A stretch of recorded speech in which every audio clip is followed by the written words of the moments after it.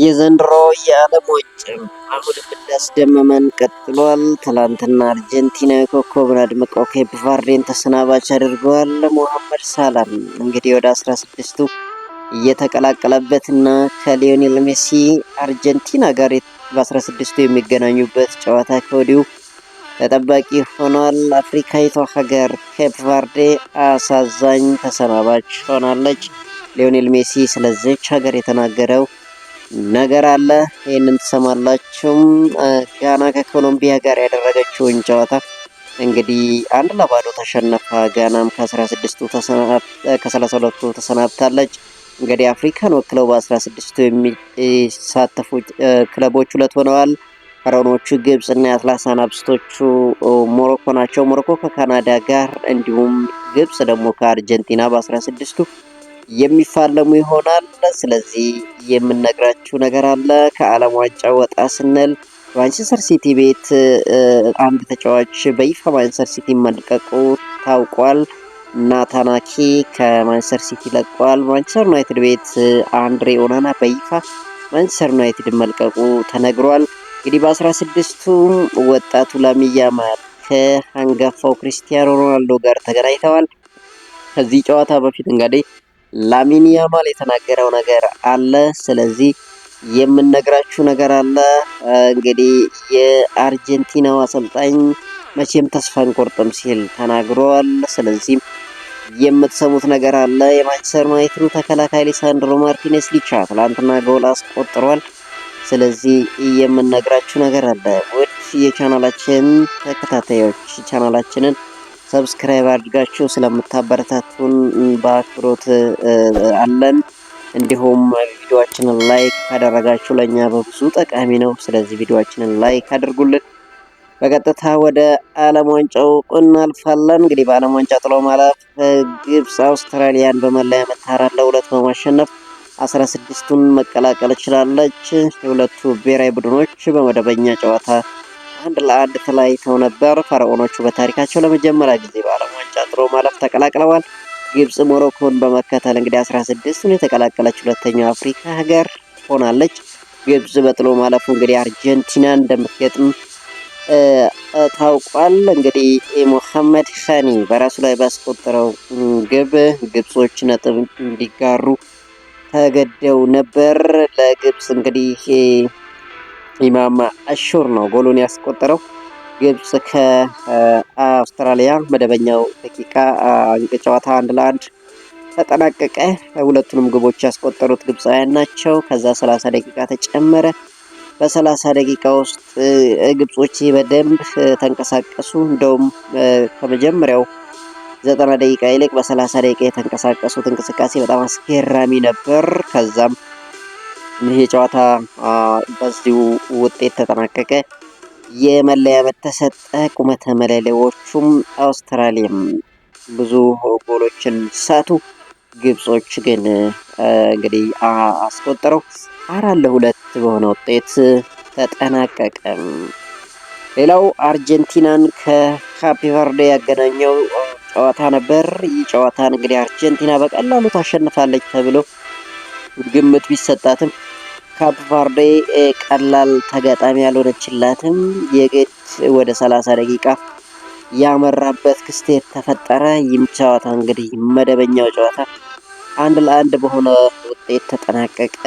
ከዛም እንግዲህ 30 ደቂቃ ተጨመረ። በ30 ደቂቃ ውስጥ እንግዲህ ጨዋታው 3-2 በሆነ ውጤት ተጠናቀቀ። እንግዲህ ሊዮኔል ሜሲ ባስቆጠራት ጎል ነበር አርጀንቲና መሪ መሆን የቻለችው። ከዛ በኋላ እንግዲህ ጎል ተቆጥሮባት ሊሳንድሮ ማርቲኔዝ እና ሜሲ ለአርጀንቲና 2 ጎሎች ያስቆጠሩ። ዱዋርቴና ካፕቫር ለካፕ ቨርዴ ጎል አስቆጠሩ። እስከ 110ኛው ደቂቃ ይህ ጨዋታ 2-2 በሆነ ውጤት ቀጠለ። ነገር ግን በአለቀ ደቂቃ አርጀንቲናዎች ጎል አገኙ። በዚህም 3-2 በሆነ ውጤት ተጠናቀቀ። ሊዮኔል ሜሲ፣ ሊሳንድሮ ማርቲኔስ እና ዴኒስ ቦርጌስ በራሱ መረብ ላይ ያስቆጠራት ጎል አርጀንቲናን አሸናፊ ያደረገች። አርጀንቲናም 16ቱን ተቀላቀለች። ሊዮኔል ሜሲ በዓለም ዋንጫ 7ኛ ጎሉን በማስቆጠር እንግዲህ ኮከብ ግብ አግቢነቱን እየመራ ይገኛል። አርጀንቲና በቀጣይ ከግብፅ ጋር የምትጫወት ይሆናል። ከጨዋታው በኋላ የዓለም ሻምፒዮን አርጀንቲና አሰልጣኝ ሊዮኔል ስካሎኒ ቡድናቸው መቼም ተስፋ አይቆርጥም ሲሉ እንግዲህ ከጨዋታው በኋላ ተደምጠዋል። አሰልጣኙ ከተጫዋቾቹ ጋር ጥሩ ስላልነበርንባቸው ሁኔታዎች እወያያለሁ ሲሉ ይህ የቡድን ስብስብ መቼም ተስፋ አይቆርጥም ብለዋል። በድል ውስጥ ሊሻሻሉ የሚገቡ ነገሮች እንዳሉ የገለጹ ሊዮኔል ስካሎኒ ዋናው ነገር ቡድን በአስቸጋሪ ሰዓት ምላሽ መስጠቱ ነው ሲል ተናግሯል። እንግዲህ ያው በራሳቸው ላይ ባያስቆጥሩ ኖሮ ምናልባት አርጀንቲና ሌላ ያልጠበቀችው ክስተት ሊፈጠርባት እንደሚችል ይታወቃል። ስለዚህም ነው እንግዲህ አሰልጣኙ በድል ውስጥ መሻሻል ያለብን ነገሮች እንዳሉ እንወያያለን ሲሉ የተናገሩት። የዓለም ዋንጫው የምንጊዜም ኮከብ ግብ አግቢ ሊዮኔል ሜሲ የቡድኑ አንድነትና ህብረት የስኬታቸው ሚስጥር መሆኑን ተናግሯል። ህብረት አለን ያለው ሜሲ ይህ ስብስብ ለዚህ ምስክር መሆን ይችላል። ከዚህ ቀደም እንዳደረግኩት እስከ መጨረሻው ድረስ ያለንን እንሰጣለን ሲል ተናግሯል። ከባድ ጨዋታ እንደሚገጥማቸው ያውቁ እንደነበር የገለጸው ሊዮኔል ሜሲ ካፕ ቨርዴ በስፔንና የዩሩጓይ ያልተሸነፈችበት ያለ ምክንያት አይደለም ሲል ተደምጧል። ሜሲ በዓለም ዋንጫው ቡድኖቹ ተቀራራቢ የሆነ ፉክክር እያሳዩ መሆኑ ሲገልጽ የዓለም ዋንጫ ልዩ የሚያደርገው ይህ ነው በማለት እንግዲህ ተናግሯል። በዘንድሮ ዓለም ዋንጫ ጎልተው ከታዩ ተጫዋቾች መካከል የካፕ ቨርዴው ግብ ጠባቂ ቮዚኒ ቀዳሚው ነው። እንግዲህ ከጨዋታው በኋላ አስተያየቱን የሰጠው ቮዚኒ ጨዋታው የኔና የሊዮኔል ሜሲ አልነበረም ሲል የጨዋታው የካፕ ቨርዴ አርጀንቲና ነው ሲል ተናግሯል። የሊዮኔል ሜሲ አድናቂ እንደሆነ የሚነገርለት ቮዚኒ ከጨዋታው መጠናቀቅ በኋላ በማህበራዊ ገጹ ሚሊዮኖች ዳግም ሊከተሉት ችለዋል። ሊዮኔል ሜሲ በሰጠው አስተያየት ባደረጋችሁት አስደናቂ ጉዞና ባሳያችሁት ብቃት ካፕ ቨርዴ እንኳን ደስ አላችሁ ሲል እንግዲህ አድናቆቱን ተናግረዋል።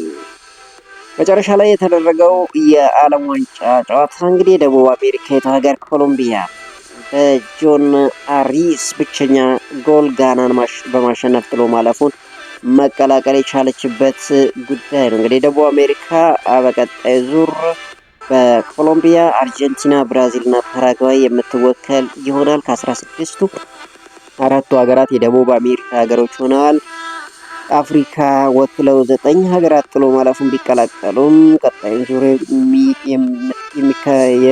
የተከላከሉት ሞሮኮና ግብጽ ብቻ ሆነዋል። እንግዲህ ኮሎምቢያ በቀጣይ ዙር ከስዊዘርላንድ ጋር መርሃ ግብሯን የምታደርግ ይሆናል። የሉዊስ ዲያዝ ሀገር ኮሎምቢያ እንግዲህ 16ቱን መቀላቀሏን በይፋ አውጃለች። ይህ ዓለም ዋንጫ እንግዲህ አስገራሚነቱ ቀጥሏል። መጨረሻ ምን ያስመለክተናል? ማን ዋንጫውን ይወስደዋል የሚለው አሁንም በጉጉት የሚጠበቀው ጉዳይ ነው። ሌላው እንግዲህ ወደ እንግሊዝ ብሔራዊ ቡድን ጨዋታ እናልፋለን። ከወዲሁ ብዙ ውዝግብ የበዛበት የእንግሊዝ እና የሜክሲኮ ጨዋታም ሊራዘም መሆኑ ተነገረ። ፊፋ የእንግሊዝ እና የሜክሲኮ ጥሎ ማለፍ ጨዋታ ሰዓት ለመቀየር በውይይት ላይ መሆኑ ተገልጿል። ጨዋታው እሁድ ሌሊት 9 ሰዓት ላይ ሊደረግ መርሃ ግብር ወጥቶለት ነበር። ይሁን እንጂ በአስቸጋሪ አየር ሁኔታ ትንበያ ወደፊት ለሰዓታት ሊራዘም መሆኑ ተሰምቷል። በጨዋታው ወቅት ከባድ ጎርፍን ጨምሮ አስቸጋሪ አየር ሁኔታ እንደሚኖር እየተነገረ ይገኛል። ስለዚህም በዚህ ምክንያት ይህ ጨዋታ ሊራዘም እንደሚችል እየተነገረ ይገኛል። ምናልባትም እንግዲህ ለኢትዮጵያ ምቹ የሆነ ሰዓት ላይ ሊሆን የሚችልበት አጋጣሚ ይኖራል። ያም ሆነ ግን ይህ ጨዋታ ሊራዘም መሆኑ እንግዲህ እየተነገረ ይገኛል። የእንግሊዝ ብሔራዊ ቡድን በደጋፊዎች እንዳይረበሹ በመስጋት በሜክሲኮ ያረፉበትን ሆቴል አድራሻ ደብቀው ነበር። የብሔራዊ ቡድኑ ማረፊያ አካባቢ ጥበቃ ሲጠናከር ትክክለኛ ማረፊያ ሆቴላቸው ማንም አያውቀውም። የሜክሲኮ ጋዜጠኞች በበኩላቸው እንግሊዝ ያረፈችበትን ሆቴል እንደርስበታለን ሲሉ እንግዲህ ዝተዋል። ጋዜጠኞች መደበቂያ ሆቴሉን አጣርተው ለመረበሽ ለተዘጋጁ ደጋፊዎች እንነግራለን ሲሉ እንግዲህ ገልጸዋል። ከወዲሁ እንግዲህ ውዝግብ የበዛበት ይህ ጨዋታም አሁን ደግሞ ሰዓቱ ሊራዘም መሆኑ ተነግሯል። በተያያዘ ዜና የእንግሊዝ ብሔራዊ ቡድን በዓለም ዋንጫው ሜክሲኮ ላይ ለሚኖረው ጨዋታ 3000 ትኬቶች ቀርበውላቸዋል። አሁን በእንግሊዝ ደጋፊዎች የተገዙ ትኬቶች በፊፋ ትኬት መልሶ መሸጫ ድረገጽ ላይ መቅረባቸው ተነግሯል። ትክክለኛ ዋጋቸው $605 የነበሩ ትኬቶች አሁን ላይ በ30,000 ለመልሶ ሽያጭ ቀርበዋል። ፊፋ ግብይቱን የሚፈቅድ ሲሆን ከገዢና ሻጭ ላይ ከእያንዳንዳቸው 15% ኮሚሽን እንደሚያገኝ ተገልጿል። እንግዲህ ይህ ውዝግብ የበዛበት ጨዋታ መጨረሻው ምን ይሆናል የሚለው በጉጉት የሚጠብቀው ይሆናል። እንግዲህ የእንግሊዝ ብሔራዊ ቡድን በሜክሲኮ የሚያርፍበት ሆቴል የእንቅስቃሴ ገደብ እንደሚኖር ተገልጿል። ብሔራዊ ቡድኑ እረፍት እንዲያደርግ ሊሞክር ይችላል በሚል በሆቴሉ አካባቢ ጥበቃ መጠናከሩ ተደርጓል። በቅርቡ የኢኳዶር ብሔራዊ ቡድን በሜክሲኮ ደጋፊዎች እረፍት እንዳያደርጉ ተረብሸው እንደነበር ታውቃል። ይህንንም ተከትሎ በእንግሊዝ ሆቴል አካባቢ የመንገዶች መዘጋት እንደሚኖር ተገልጿል። ፊፋ ያለፈውን አይነት ክስተት እንዳይፈጠር ቅድመ ጥንቃቄ እያደረገ መሆኑ ተዘግቧል። መጨረሻው ምን ይሆናል የሚለው የምንሰማው ይሆናል። የቀድሞ የሊቨርፑል አሰልጣኝ የርገን ክሎፕ በኃላፊነት ሊሾሙ መቃረባቸው ተነግሯል። የጀርመን እግር ኳስ ፌዴሬሽን አሰልጣኝ ጁሊያን ናግልስማን የብሔራዊ ቡድን ስንብት ይፋ አድርጓል። ፌዴሬሽኑም አሰልጣኝ የርገን ክሎፕን በኃላፊነት ለመሾም ንግግር እያደረገ መሆኑ አያይዞ ተገልጿል። የቀድሞ የሊቨርፑል አሰልጣኝ የርገን ክሎፕ በሀገራቸው ብሔራዊ ቡድን ለመረከብ ፈቃደኛ እንደሆኑ ፌዴሬሽኑ በመግለጫው አሳውቋል። እንግዲህ የቀድሞ የሊቨርፑል ድንቅ አሰልጣኝ ምናልባትም ወደ አሰልጣኝነት ሊመለሱ የሚችሉበት ነገር እንዳለ እየተዘገበ ይገኛል። የስፔን የፊት መስመር ተሰላፊ ላሚን ያማል ሮናልዶን መጋፈጥ ክብር ነው በማለት ተናግሯል። በዓለም ዋንጫው ጥሎ ማለፍ 16 ውስጥ ስፔን ከፖርቱጋል ጋር የፊታችን ሰኞ ምሽት ትጫወታለች። ስለ ጨዋታው አስተያየቱን የሰጠው ሊዮኔል ሜሲም ከሮናልዶ በተቃራኒ መጫወት ለኔ ክብር ነው ሲል ገልጿል። ነገር ግን ተጋጣሚያችን ምንም ቢሆን አስፈላጊው ነገር ጨዋታውን ማሸነፍ ነው ሲል ላሚን ያማል ጨምሮ ተናግሯል።